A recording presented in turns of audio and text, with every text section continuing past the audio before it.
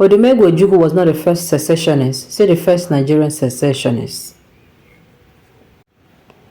Many Nigerians believe that the first secessionist Nigeria ever experienced was Odumegwu Ojukwu when he declared the state of Biafra in 1967. However, before Ojukwu was Adaka Isaac Boro, 1938 to 1968, who had declared the Niger Delta Republic in 1966. Adaka Boro was initially an undergraduate student of chemistry and the student union leader of the University of Nigeria, Nsukka. However, he left school to lead an armed protest against the exploitation of oil from the Niger Delta area of Nigeria.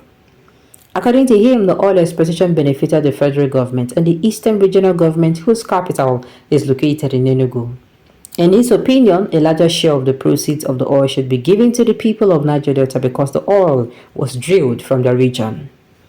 Adaka Boro then formed the Niger Delta Volunteer Force, which was made up of people of the Ijaw ethnic group, and declared the Niger Delta Republic in February 1966. Boro and his men fought the federal troops for 12 days, but were later defeated and captured by the military under the military governor of Agi Ironsi, who sentenced them to death for treason. Before Adaka Boro took up arms against the federal military government, his father, who was an educated man, had earlier beckoned on him to accept his offer of sponsorship to study in a abroad university. However, the young Boro rejected the offer from his father and went on to fight the federal government. His father later went on to fight on the side of Nigeria during the Nigerian Civil War, but he later died in May 1968 of unknown circumstances in Ogu, River State. Finally, the purpose of this article is to educate the public and for reference and not to create disunity or division among Nigerians. Therefore, I urge the readers to read for knowledge and reference.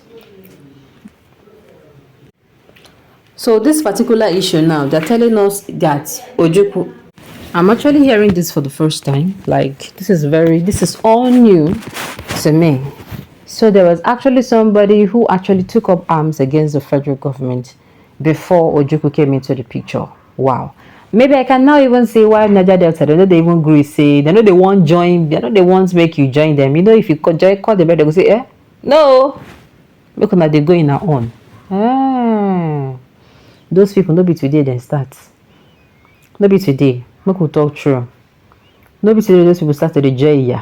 Imagine how many years ago they just started the drill oil. If you go, I said the documentary, the particular documentary I watched. There was a documentary, there are documentaries I've seen, I'm like, there are areas that's known now. This oil affects these people's drinking water. There is no potable water. As in, only we were both the bathing one and the drinking one. Could see, you get, because they don't spill everywhere. There are fishes, there are rivers, people that they do, they are fishermen. You understand? Fishery is what they do. Fishery is what gives them some money. They cannot want they share more. You understand? It has, how do I put it? It has crippled their source of income. For those who, things that comes out of the river is what gives them money.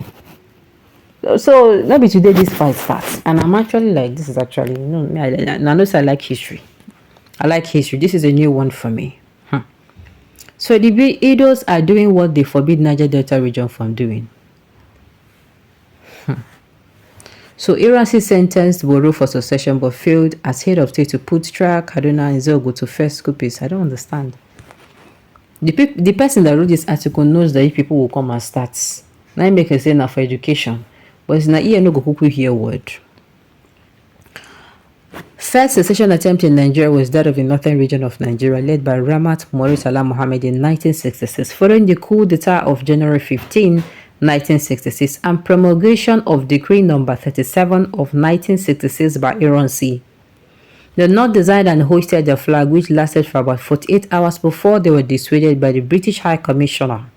In pursuance of this desire to secede from the Nigerian Federation, the North chanted Araba Araba, meaning let us separate. Let us separate. Only in the contraption called Nigeria that freedom fighting is treason. What has happened to right to self-determination? What shall we do to get things right instead of having criminals determine our future? Yes, this kind of history brings a lot to, history, most especially half-baked like this. I'm not done regretting people will be say come out yank off history for this thing. No. yank off it now, tracing it back. This one will bring your own copy. This one will bring your own copy. You now see people who knows what happened trying to turn it. And they tell you, try to talk, say this one will happen, no be with this one happen. They will say what thing happen, or what the one will happen and the one will not happen. It's actually wrong. It sets on me. I feel it sets us back in knowing what really happened. So we should continue dying when our Lord has never called us to the ghost. I don't understand. Nobody can stop fight for self-determination in Nigeria, as the constitution is faulty and there is no equity and justice. Biafra is coming. Oduduwa is also coming. So Igbo governor in Iros arrested and sentenced the young Boro. So what should be the fate of Kano and other agitators? Well, Agu Irosi was not the governor. Okay? He was not the governor, okay, that time. We don't have a governor now. Only governor. Irosi was never a governor. Check your record. Take note of the two incidents. Adaboro was an army major, not a civilian too. The head of state is the military general, not a civilian democratically elected president. Again, he took arm as a military man, which was cool in nature and the military pattern. Nnamdi Kanu only processed on Facebook and then created the vigilante because of bandits terrorizing the region. Look, it is not the time.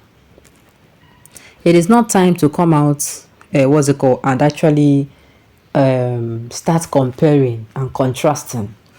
History is not made to be open at once. It is actually made to even heal. It is going to be... So, history was not actually brought out to make us open wounds that are bad. I feel if history comes in and it opens wounds, I don't support them. As in, it's not right. That is what I'm saying. It's definitely still not right. Okay? Ojukwu was the first, a freedom fighter. This guy is fighting for resources and stolen wealth. That is another angle to it. Yes, you are right, but he was later freed, set up by Gowon to join army and fight against Biafra, and later killed by somebody, Adekunle. I've forgotten his other name. See, make everybody, in all your findings, make we try to define the right thing. Like I said, if history will bring disunity amongst us, then that history is very, very wrong. If you're going to, instead of use it to heal, it now causes us more disunity than we have already.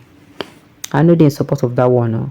So yes, I've learned something new today, but I think we also need to dig in and find out more about this borough of a guy who was fighting for his people. Right, on this note, we've come to the end of the news. We say thank you for tuning in to listen until I come your way next time. Enjoy the rest of your day.